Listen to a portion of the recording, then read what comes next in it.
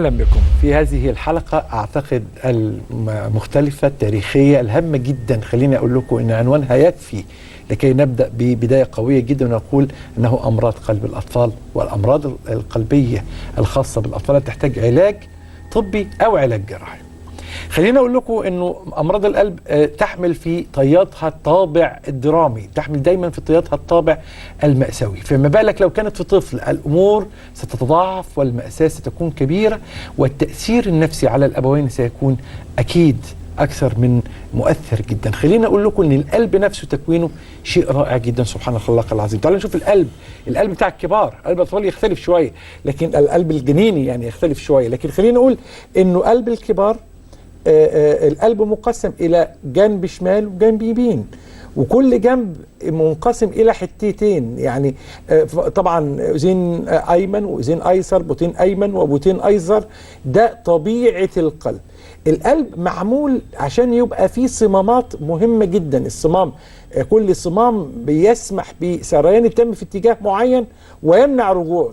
الصمامات مصممة بحيث إنها ما تعملش أي ارتجاع في القلب وفتحتها تبقى مناسبة لعبور الدم.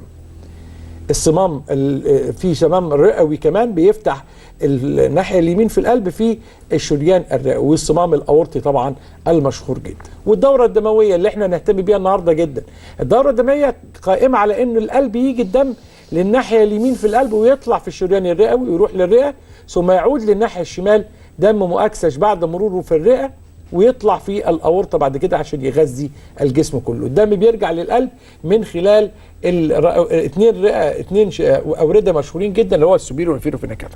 خلينا أقول لكم إنه مشاكل القلب الخلقية مشاكل خطيرة جدا ومهمة جدا، واسمحوا لي إن أنا أرحب اليوم ضيفين عزيزين علينا جدا وأسماء عالمية كبيرة في حلقة غير اعتيادية، حلقة مثيرة واعتقد على مستوى عالمي. هيكون معي اليوم ضيف كبير من الوزن الذهبي، نقدر نقول قيمة عالمية كبير، هو طبعا أستاذنا والقيمة العلمية الكبيرة والقيمة العالمية المتميزة جدا الأستاذ الدكتور طيار ساري أوغلو، رئيس قسم جراحات قلب الأطفال في جامعة أجيبادم، ورئيس قسم جراحة قلب الأطفال بمستشفى أجيبادم، ورئيس مؤسسة قلب الأطفال. وستكون معنا ضيفة عزيزة علينا أستاذتنا في هذا المجال واسم كبير طبعا، هي الأستاذ الدكتورة هالة أغا، أستاذ طب الأطفال وطب قلب الأطفال بكلية طب جامعة القاهرة. حوار من مستوى عالمي وفي منطقة هامة للغاية، قلب الأطفال. 1 million babies are born with congenital heart disease every year in the world. شيء مخيف إنه ما نقدرش نشخص هذه الحالات وإن هذا الطفل عنده عيب خلقي. الأم اللي بتلاحظ ابنها مختلف عن ولادها التانيين تروح للدكتور المعالج تقول له بيبي بتاعي مختلف. One of the most important and the most famous congenital heart defect called VSD. What meant by VSD? Every child born with congenital heart defects should have access to diagnosis and treatment. الأستاذ الدكتور طيار ساري أوغلو، رئيس قسم جراحة قلب الأطفال في جامعة أجيبادم، رئيس قسم جراحة قلب الأطفال بمستشفى بكير كوي، رئيس قسم مؤسسة قلب الأطفال.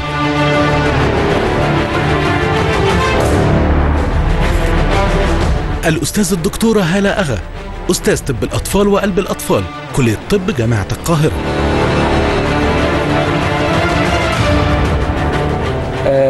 It is my pleasure to make this interview with you, Doctor. يعني it is very happy to meet you. I am so happy because I make this interview with you. Thank you. It's my pleasure to be here with you and in Cairo, which is one of the most wonderful cities in the world. My pleasure. Welcome to Cairo. دكتورة هالة، اهلا بيكي في الدكتور. اهلا بحضرتك، وشرف كبير لينا ان انت تشرفنا. ليا الشرف ان انا ابقى مع حضرتك، ان احنا نتقابل ونوضح الامور المعقده، ان شاء الله تبقاش معقده في الفتره القصيره اللي هنقضيها مع بعض ان شاء الله. دكتور طيار, my prof, please, we will start on what is the most important, the most commonest congenital heart disease. Yeah, before starting, let me remind you something. 1 million babies are born with congenital heart disease every year in the world. Most of them born in developing countries. Every child born with congenital heart defects should have access to diagnosis and treatment.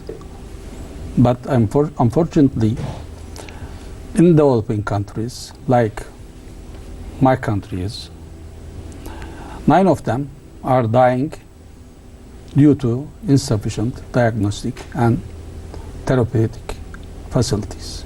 Insufficient diagnostic and therapeutic facilities. So at this point, I have to remember Dr. Magdi Yaqub, Of course. who is one of our hero. He says, with all scientific knowledge, we have the responsibilities to help lovely children. Of course. طبعا أستاذنا الأستاذ دكتور مجدي يعقوب هو البطل الكبير في العالمي في هذا المجال. The most important hero related to pediatrics. Most respected cardiac surgeon in the world. Thank you. One of the most. Yeah, thank you. What about the congenital? Yes, the most common congenital cardiac disease are the holes between the cardiac chambers. Actually, there are more than 200 forms of congenital cardiac malformations. But the most common ones are the holes between the cardiac chambers, like ASTs, VSTs. Okay. Yeah, ASTs means the hole between the atriums, and the VSTs means between the cardiac pumping chamber, ventricles. Yeah. The hole is a big problem during formation of the septum. So this is the most important congenital heart disease. But we must remind our people that the congenital heart disease is many congenital heart disease and variable. It's not a famous one of the famous collections known to the old doctors as ASD, VST, pedantectus, but also many other diseases. Yes, more than 200 forms. They are related to heart valves, and they are related to septums between the cardiac chambers, and related to vessels arising from the heart and returning to the heart. Many forms, and combination of this also. شيء مخيف انه ما نقدرش نشخص هذه الحالات، وده سؤالي الاول، ازاي نعرف ان هذا الطفل عنده عيب خلقي؟ ده حاجة مهمة جدا. أنا بقول الأم الناصحة هي اللي بتجيب لنا البيبي بدري، وده اللي ويسر لنا دلوقتي العلاج بدري. الأم اللي بتلاحظ ابنها مختلف عن ولادها التانيين بسرعة النفس، سرعة مختلف عن طفلها إن هو بينهج أو شفايفه بتزرق، أو أهم حاجة مهمة جدا في العيوب القلب الخلقية إن البيبي مختلف في النمو بتاعه عن البيبي الطبيعي، ودي من أهم المؤشرات اللي احنا الأم لو لاحظتها هتروح للدكتور المعالج وهيحول لنا البيبي. وأنا بقول تحويل البيبي بدري بيسر العلاج بصورة سريعة جدا. وسائل التشخيص عندنا كتيرة، بس الأم الأول تروح للدكتور المعالج تقول له بيبي بتاعي مختلف عن الأطفال التانيين، يما بيعيط بيزرق أو عنده سرعة في النهجان. وممكن السرعة في النهجان دي ممكن أو النفس ممكن ما تظهرش في الأول، ممكن بعد شهر أو شهرين تتوجه لها. ويا ريت الدكاترة زمايلنا دكاترة الأطفال وأنا منهم إن يتوجهوا على طول عشان يتشخص بدري. وبمجهودات حضرتك ومجهودات البرامج الصحية دي خلت الدكاترة حقيقي يوجهوا لنا العيانين بدري. كنا زمان أول ما ابتدينا العيوب القلب الخلقية كنا نسمع دكتور الأطفال يقول للأم اي ثقب هيقفل، ودي معلومه قلت دلوقتي عشان الدكتور اللي بيسمع بالسماعه ويشوف ويسمع الثقب ده هو مش عارف حجمه قد ايه، ممكن يكون صغير متوسط كبير. فالقصه دي قلت شويه. فدكاتره الاطفال لما تيجي الام بشكوى يا ريت نهتم بيها ونسمع لها، ما نقولهاش البيبي سرعه النفس بتاعته مختلفه عن الطفل العادي. الحاجه الثانيه الزرقاء من الحاجات اللي بتقول لنا ان العيوب القلب الخلقيه دي موجوده، احتمالاتها. الزرقاء يعني الطفل يبقى ازرق. الزرقاء دي ممكن تبتدي في الاول خالص من اول ايام العمر، بس ممكن تبتدي بعد شويه. والطفل الازرق من الاول ده بنعتبره من العيوب القلب الخلقيه المعقده. زي اللون ده، اللون الازرق اللي احنا شايفينه ده اللون الازرق ده اللي احنا بنقلق منه. وبقينا لو الدكتور قلقان من كده بيحطوا على حاجه اسمها قياس نسبه اكسجين، دي من غير عينه ولا حاجه، ده زي مجس على ايد الطفل، بس لازم يبقى ايد الطفل دافيه ما يبقاش ساقعه. وبعدين يكتشف نسبة الأكسجين بتاعتنا. نسبة الأكسجين الطبيعية بتاعت الأطفال زينا 95 فطالع، فلو أقل من كده يبقى احنا عندنا طفل أزرق، يبقى نوجهه إن هو يعمل الفحوصات اللي نكتشفها بدري، سواء بقى بالموجات فوق الصوتية أو أعلى من الموجات فوق الصوتية. فبداية حاجة يعني لازم الدكتور الأطفال يستخدم وسيلة سهلة مش هتكلفه حاجه، اللي هي المجس اللي قياس نسبه الاكسجين. What's meant by VSD? Yes. How to correct it surgically? As you said, the VSDs, the commonest form of the congenital cardiac malformations. If the VSD is large enough, it should be closed before the age of 6 months. Usually, the VSDs can be closed by a patch, usually synthetic patches. This VSD? Yes. Yeah. Connection between the right and left ventricles. Yes, we usually close these type of VSDs with a patch, synthetic, usually patch. Sometimes we can use patient's own pericardium to close this kind of VSDs, but you usually prefer synthetic patches. We connect the patient's cardiopulmonary heart-lung machine and open the right atrium through the tricuspid valve. We check the VSDs and close with a patch. With a patch. The success rate, more than in these days, in our experience, more than 99% in those patients, for those patients. Why you are indicate that or confirm that you must close this defect before 6 months? Yeah, usually, Dr. Hala knows better than me, of course, maybe he can answer. Most of those patients, because of large amount of pulmonary flow, can develop pulmonary hypertension, pulmonary vascular disease. So we prefer to close the VSD before developing pulmonary vascular diseases. Yes, this is very important. There is the right ventricular pressure and high. Reverse the shunt blood, what's called Eisenmenger syndrome. At that time, it is impossible to close the VSD and patients die. It is impossible to close this defect. Yes. So it is a surgical operation with a very high percentage of success, but the problem and the key to diagnose the problem early and they come in the proper time. At the time, yes. Of course. أنا عايز برضو حضرتك توضحي للناس حاجة. الناس ما بتبقاش مستوعبة ايه المشكلة اللي تحصل لما نسيب الطفل.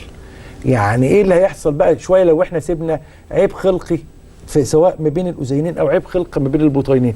الواد مش هيسافر دلوقتي، الواد مش عارفين نلاقي له مكان دلوقتي، الواد مش عارف يروح فين دلوقتي، مش لاقيين فلوس، الكلام اللي هو ايه انت عارف، او لا بلاش ندخل مش هيستحمل. ما في لا، ناس لا، بتخاف وشايف الولد هيبقى كويس ان شاء الله. ايه اللي يحصل بقى؟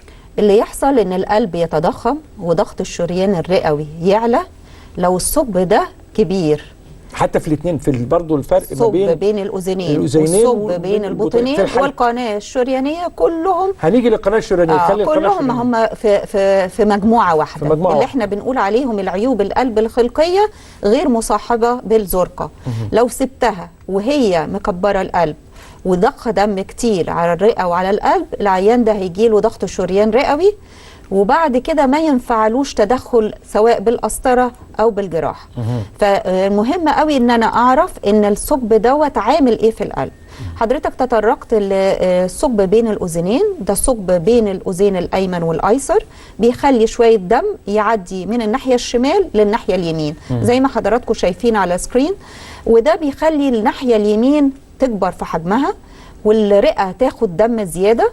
واللي تاخد دم زياده انا بقولها كده بشرحها، تاخد دم زياده وتاخد دم معاه ميكروبات، فالطفل على طول يجي له التهابات رئويه على صدره او التهابات شعبيه. عيب بقى الاي اس دي او الثقب اللي بين الاذنين ده ما بيسمعش لغط على القلب. فنلاقي ناس متشخصه وخري ليه؟ عمالين يعالجوهم ان هو التهابات رئويه او تزييق او حساسيه. ودي مشكله الاي اس دي ان هي ملهاش لغط. اللغط ده بيخلي الدكتور يودي للقلب نعمل موجات. مشكله الاي اس دي ان ملهاش لغط، فبتتعالج كتير ان هي حساسيه فمن فضلكم اللي ما بيستجيبش لعلاج الحساسيه او الالتهابات لازم نعمل له حاجه فحص تاني يقول لي ان احنا ما عندناش ثقب بين الاذنين. الثقب اللي بين الاذنين زي ما اي حاجه فيها ثقب صغير متوسط كبير.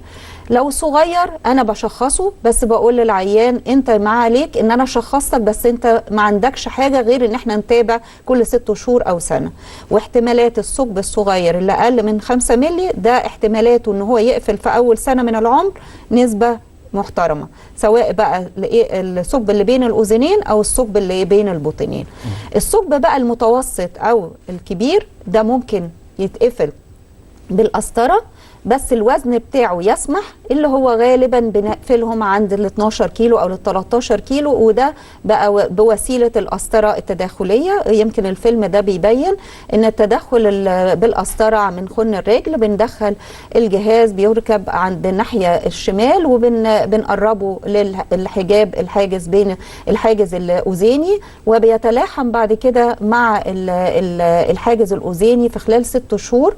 الطفل ميزه ده طبعا عن الجراحه ان ما فيش قلب مفتوح. الطفل بنخليه في المستشفى لمده يوم بس وبنخرجه، وما بياخدش حاجه غير حاجه ضد السيوله لمده 6 شهور. والجزء ده بيتلاحم مع الحاجز الاذيني وبيبقى امن لو اتركب مظبوط، ولو هو اختارنا العيان المظبوط للغلق بالجهاز.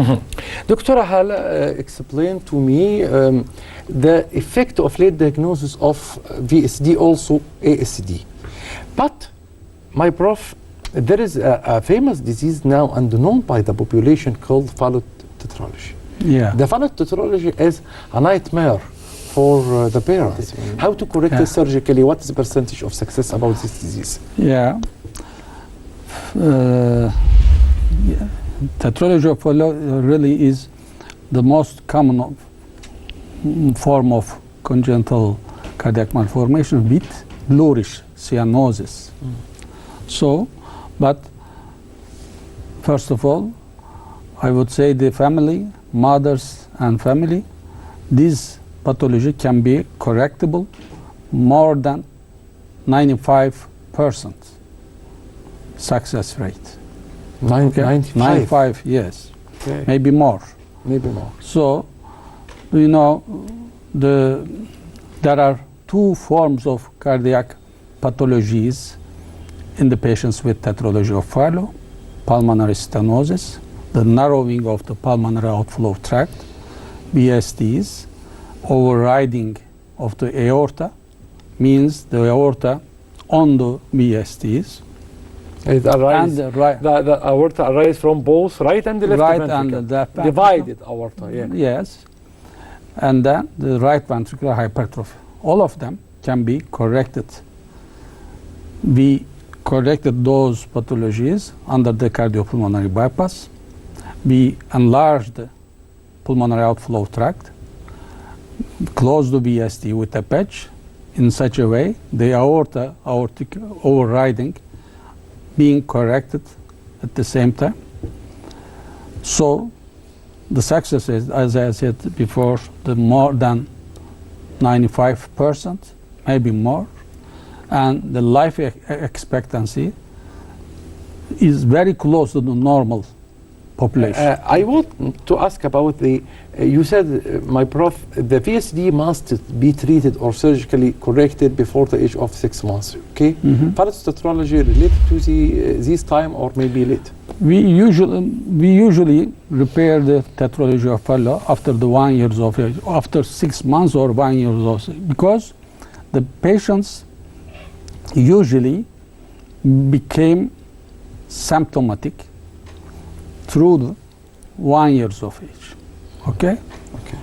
If earlier they are symptomatic, we put a shunt as a palliative procedure. Yes. Temporary. But temporarily.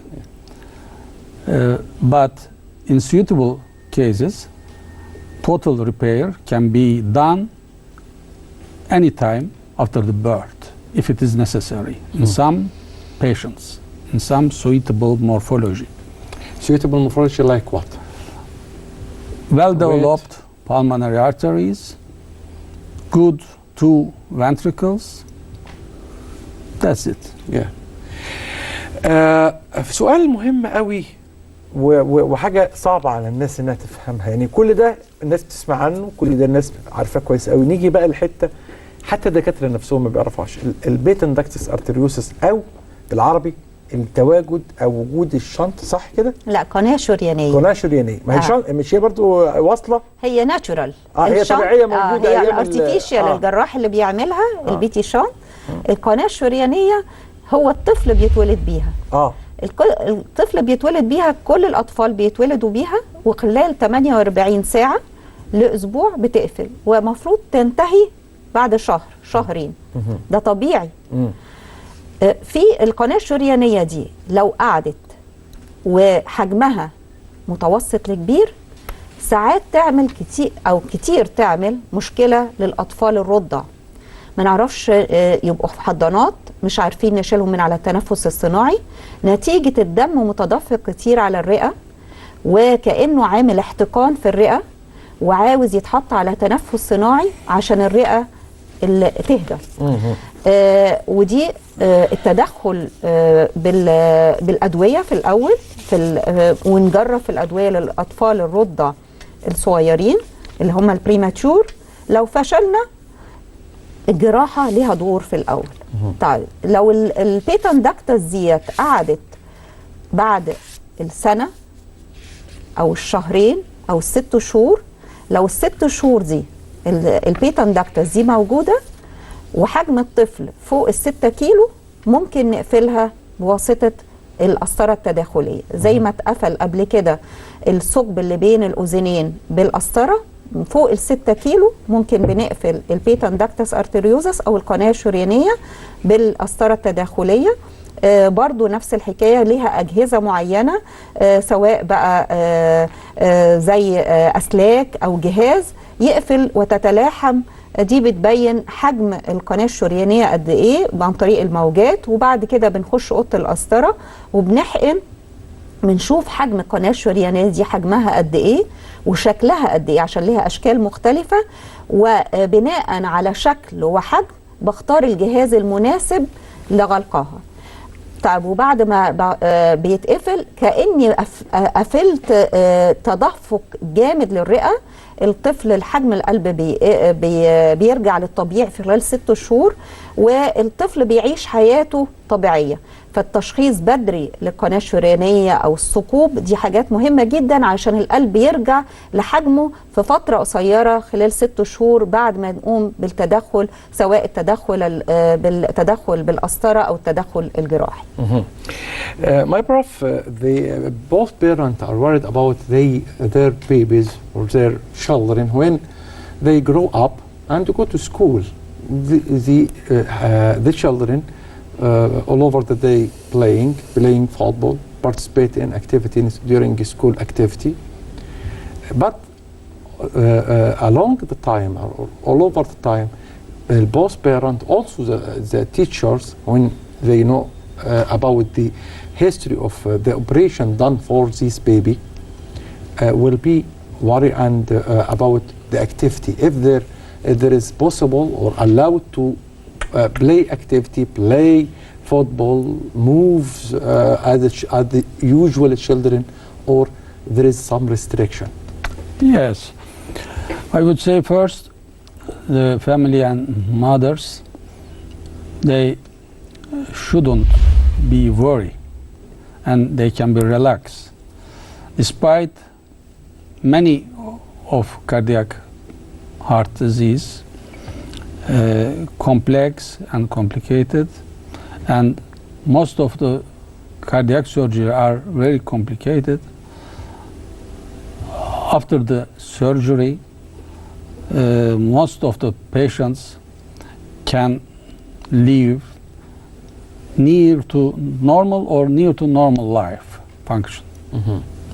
So, but I don't advise competitive sports for those childs, but they can live,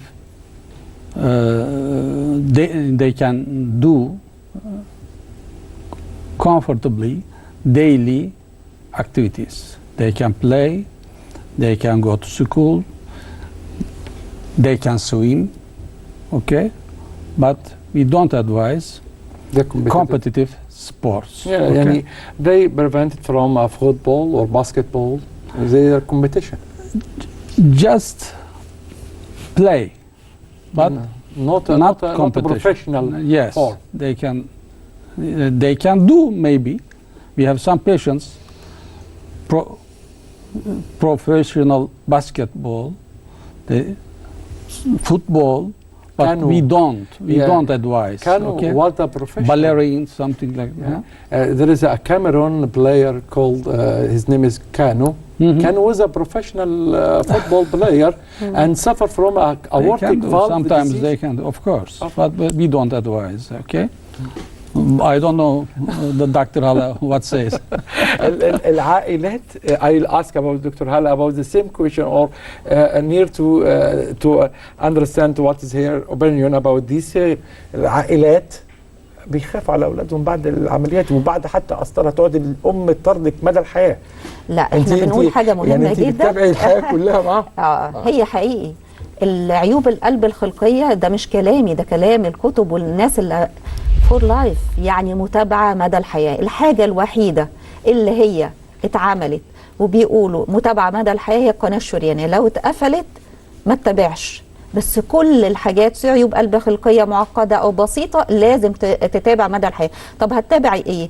هو على حسب كل حاله، يعني لو ثقب اتقفل كويس بين الاذنين او كل سنتين هتجيلي، طب هبص عليه ايه؟ هبص ممكن ضربات القلب تختلف.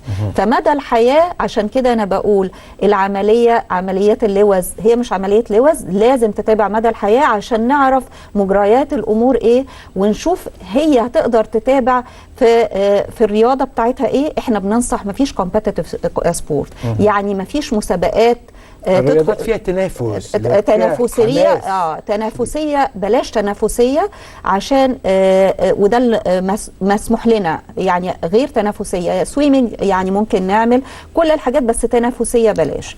وخصوصا لو عيوب قلب خلقيه معقده واجريت لها عمليه بنجاح بس تنافسيه لا. بالنسبه للاساطر احنا بنقول لو الجهاز ده في مكانه وثابت وانا طمنتك، انت بترجعي في خلال شهر شهرين للمدرسه. بس ما فيش خبطات بقى جامد، الولاد يقوموا يتعاركوا مع بعض ويخبطوا في صدر بعض. واحنا بنقول الستيرنم لو هي عمليه قلب مفتوح لغايه 6 شهور. الستيرنم ده عظمه القص الخنجري اللي هي العظمه اللي في النص بتبقى حساسه لمده اول 6 شهور. بلاش الخبطات في اول 6 شهور علشان الجزء ده لسه حساس، ده لسه مفتوح بعد العمليه. بالنسبه للقسطره بننصح بعد شهر ترجع مكانها، بس ايه احنا بنتابعه وبنتابع على حسب الادويه اللي احنا طلبناها ان هي الام تهتم بيها. My Prof, I'll ask you about very important questions related to the success rate of operation, especially related to one of the most important hospital and university all over Europe and all over the world. Acıbadem is a very famous place related to congenital heart disease. You are famous, I know, but you are famous, especially related to correction of congenital heart disease from all the world. What now your success rate about these conditions? Yeah, all over the success rate for congenital heart disease is more than 90%. Despite many of them are so complicated cases, even in newborn and infancy. So the family with congenital heart disease shouldn't be worried about that. The success rate is so high in these days, more than 90-95%. After the surgery, most of the patients can live with normal daily activities. Okay. Congenital heart, it is related to chromosome defect or it is a familial disease? Yani one of the parents suffer from congenital heart. Can he expect that her baby or her children in the future will suffer also the same defect? The incidence of congenital heart defects is 1% of live births, 1%. If you have congenital heart disease in your family, maybe your possibility to have congenital heart disease 2 or 3 times more than the normal population. Let's say 2 or 3%. 3%. Yes. 3 times. Okay. So, Dr. Hala can continue to the question. I'll ask Dr. Hala about a very important questions related to many mothers and many parents blame himself that they are the cause of this congenital heart disease. May do something, take a special medication, have a German measles, something related to the cause of this disease, and they blame himself all over the life, all over the procedures also.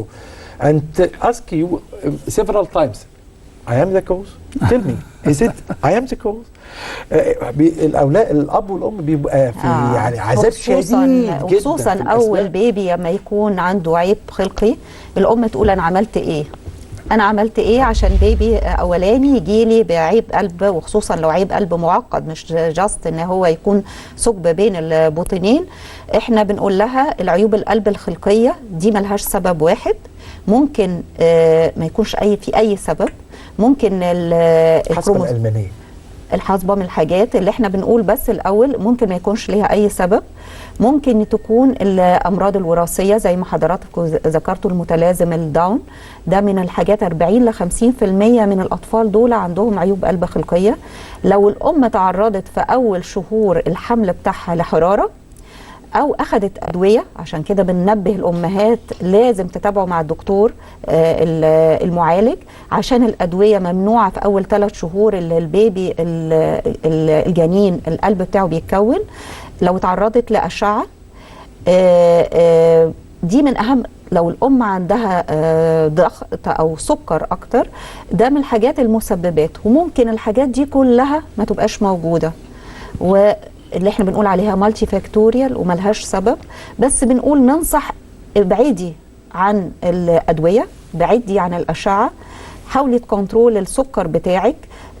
لو في حرارة بسيطة يعني نتعالج بسرعة، عشان ده مكونات القلب أو قلب الجنين بيتكون في أول 3 شهور.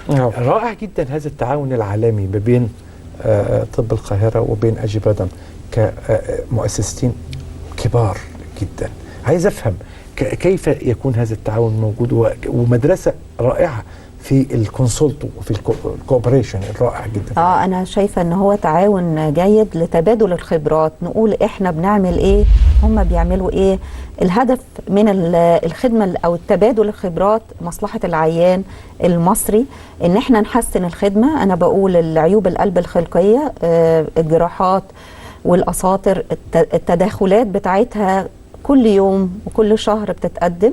فالامهات ما تتخضش زي ما الدكتور طيار ما تتخضش ان احنا عندي عيب قلب. ان شاء الله العيوب القلب الخلقيه في تحسن في نتائجها بقى لها 60 سنه، وكل يوم في تقدم سواء بالتداخل القسطره او الجراحه. وننبه ان لو الطفل في اول سنه من العمر من العيوب القلب الخلقيه الخطيره، لو ما تعالجتش في 25% بنفقد يعني حياة الطفل. فيا ريت الدكاترة الأطفال يحترموا شكوى الأم، وكل كلمة بتقولها الأم يستمعوا لها وما يقللوش من قدرها. Yes. Sorry, may I add something? Yes. In this matter? Finally, I would like to appreciate our Egyptian colleagues who are really distinguished doctors, pediatric cardiologists, and cardiac surgeons. We are collaborating with them for helping the children with complex congenital heart diseases. A couple of years ago, we signed a protocol between our universities, Acıbadem and Cairo University, for educational and scientific collaboration. And then the time period passed. We evaluated more than 700 cases with complex diseases, and approximately 300 of them underwent very complicated cardiac surgery, including arterial switch, fontan, truncus repair, Ross Conno, even in newborn and small infancy, with the success rate more than 90%. Our hospital mortality is about 5%, less than 5%, which is more favorable than European congenital database. So I thank you so much again, our colleagues, Egyptian colleagues, for their collaboration. I hope this collaboration will continue in the future, even be strengthened. Thank you so much to come and visit our country, and come to visit Cairo, and come to visit my program. It is an honor to me to make this interview with one of the most important surgeon all over the world related to this condition, which is a very important condition. Congenital heart disease, a very important diseases related to families, not related to persons. And the children is a very unique human being, and very important to this. And also it is a progression to our countries to care about these children. Also, I'm so happy because I'm making this interview. It's my pleasure to me. Thank you so much. دكتور هلا، أنا سعيد جدا اللقاء معك وأستاذة كبيرة، ولقاء مثير للغاية، وخصوصا فيما يتعلق بطب جراحات الأطفال وطب الأطفال الباطني أو التدخلي. جزء مهم جدا له علاقة بأسر وعائلات.